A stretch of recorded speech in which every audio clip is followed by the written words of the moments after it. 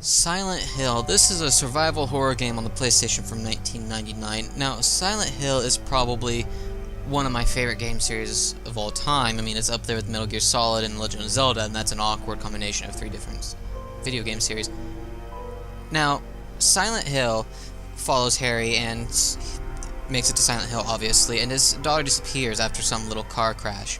Now, what makes Silent Hill interesting is it switches between the normal world and kind of the nightmare world, and you can have a different number of weapons, and there's no heads-up display in this, so if you want to check the health, you have to go into the actual menu to check.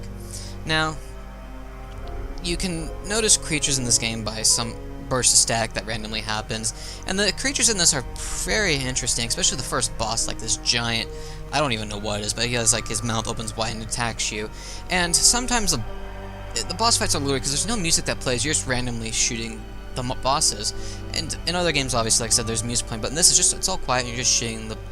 Now, what I really like is that it switches between two different worlds, I guess you could say.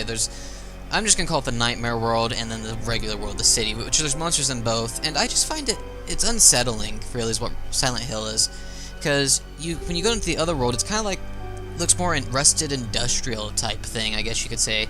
You'll just be outside on the streets, and then you hear the sirens go off, and that's kind of to alert what happens, but generally only does that during cutscenes. And then, of course, like I said, you have like the streets, and then it switches to grates, and it's just like this endless pit of black down below.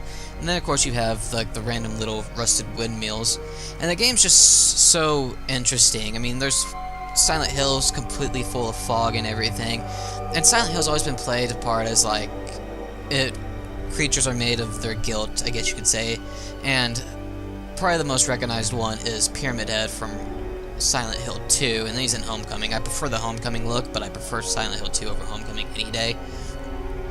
And it's just an interesting survival horror series. It's that series that rivaled Resident Evil. I mean, those two were the ones that were kind of neck and neck between the two, and there was a lot of similarities between them. You can't move and shoot, and it's done from a third-person view, especially the earlier ones, kind of, when you're walking in a certain area, the camera angle changes, so it makes it a little bit harder, and it can kind of confuse you, especially these days when they don't really do that camera angle anymore.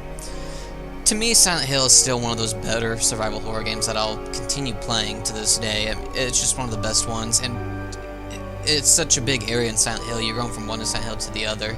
If you've never played it, I would recommend it, especially 1 through 4. Just play those.